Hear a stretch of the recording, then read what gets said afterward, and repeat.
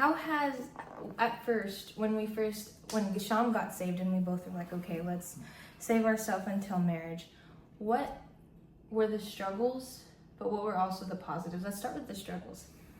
I think the struggle in one was that we were sleeping together. Y'all, we moved in with each other before we got saved. Now our situation is different. He's sleeping on the couch, that's why there's a bunch of blankets over there, and I'm sleeping in the bedroom.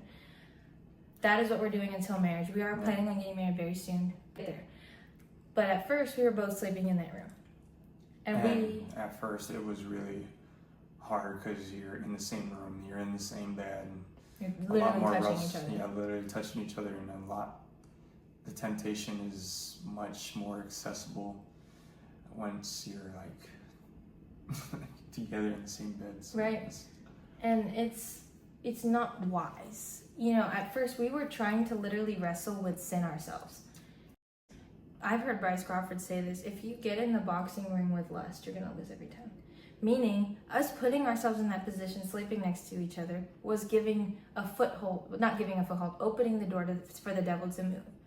You know, the Bible teaches to flee from sexual immorality, because it is the only sin that goes against your own body, against your own flesh, against your own spirit. So that's why, instead of getting in the ring with sin, we separated. Yes, there are still struggles. We have fallen into sin a couple of times. I'm not afraid to admit that. Yeah, me neither. We're not perfect. None of us are. We continue to sin every day. You know, it's something that we're still trying to work on. Yeah. But at the end of the day, too, it's your heart posture to it. There's a difference between struggling with sin and actively living in it, knowing that it is wrong.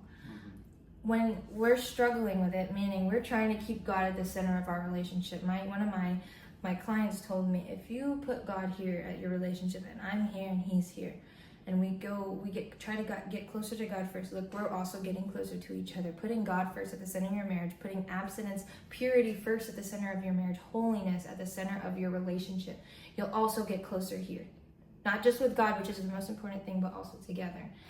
And again, just not allowing room for the devil to even move.